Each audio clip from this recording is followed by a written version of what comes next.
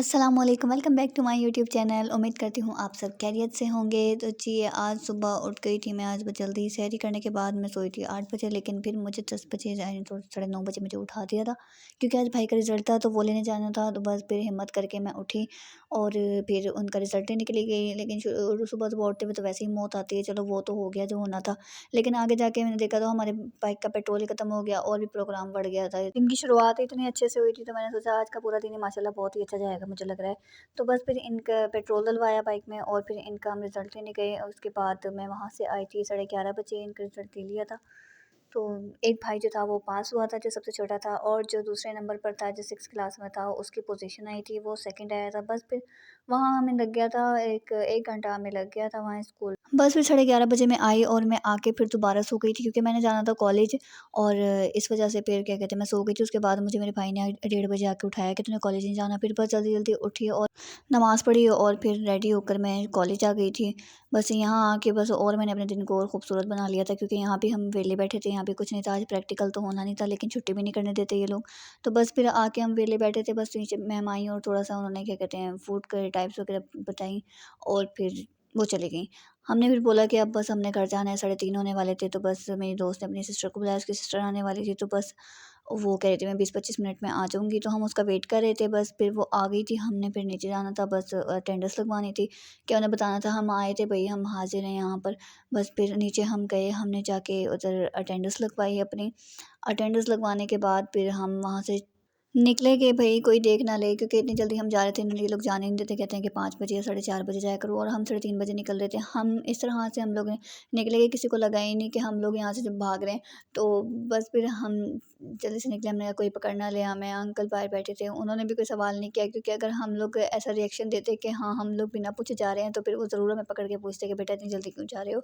और ऊपर से रमज़ान भी है तो थोड़ा रहम खा रहे हैं ये लोग हम पर।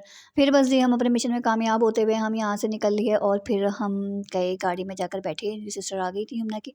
बस फिर हम जल्दी से बैठे, हमने कहा बस जल्दी से घर जाना है, क्योंकि सर में इतना दर्द हो रहा था। पता नहीं क्यों आज इतना ज़्यादा रोज़ा लग रहा था कि प्यास इतनी लगी हुई थी। भूख तो खैर नहीं लगती, लेकिन प्यास बहुत लगती है। असल में गर्मी भी इतनी हो गई है, अब गर्मियाँ भी स्टार्ट हो गई हैं, तो इस वजह से बस हमारी क्लास में भी इतनी गर्मी थी, फ़ैन भी ऑन किया हुआ था, लेकिन फिर भी इतनी गर्मी लग रही थी। तो बस अल्लाह-अल्लाह करके हम लोग यहाँ से निकले और फिर मैं पहुँच गई थी बस अपनी सोसाइटी से घर तक। मैंने पैदल जाना था, सोसाइटी के बाहर मैं उतर गई थी। बस फिर हिम्मत करके मैं जल्दी-जल्दी गई। मैंने कहा अब यहाँ बेहोश ही ना हो जाऊँ कि कहीं गिर के मैं मुझे कोई एम्बुलेंस में उठा के लेके जा रहा हो। फिर बस हिम्मत करते-करते आहिस्ता-आहिस्ता चलते-चलते मैं अपने घर तक पहुँची। घर जाके फिर मैं दोबारा सो गई थी थोड़ी देर के लिए, क्योंकि 3:30 हो रहे थे, तो मैंने कहा जब तक असर की अज़ान होती है तब तक मैं सो ही जाऊँगी। तो बस फिर मैं सो गई थी। उसके बाद मैं उठी थी 5:30 बजे और फिर मैंने 5:30 बजे उठकर मैंने नमाज़ पढ़ी थी।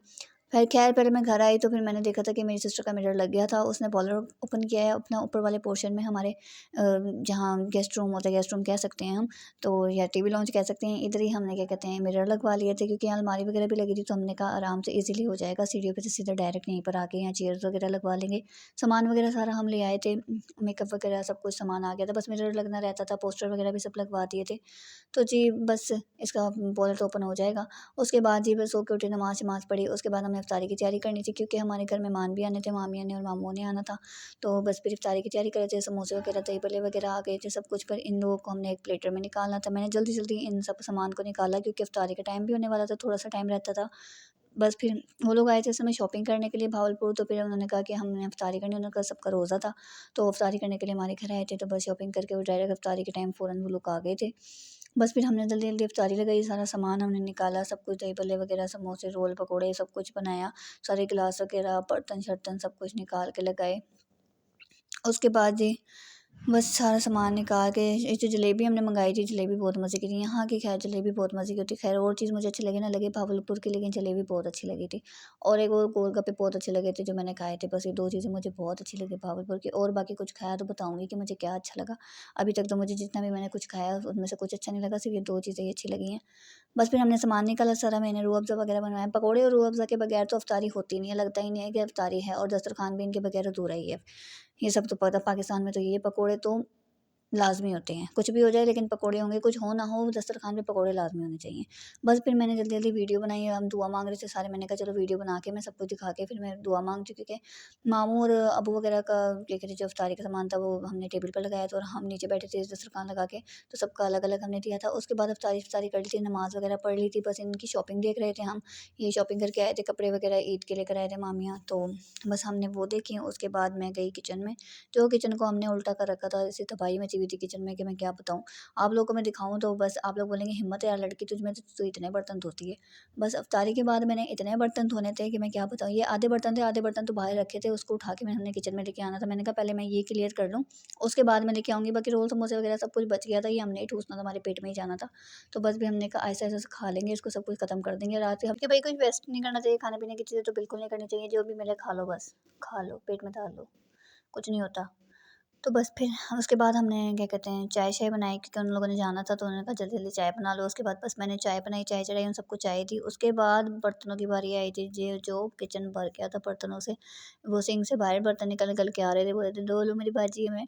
तो बस फिर उसके बाद मैंने सारे बर्तन मैं समझ नहीं आई थी मुझे, मैं कहाँ से शुरू करूँ और कहाँ से ख़त्म करूँ। पूरी किचन ऐसा फैला हुआ था, सारे स्लिप वगैरह साफ़ करनी थी, सारे बर्तन मैंने इकट्ठे करके सब कुछ सामान निकाल के मैंने एक साइड पे रख दिया था। जो-जो बचा था सब कुछ डब्बों में डाल के, बाकी जो धोने वाले बर्तन थे वो मैंने यहाँ रख दिए थे।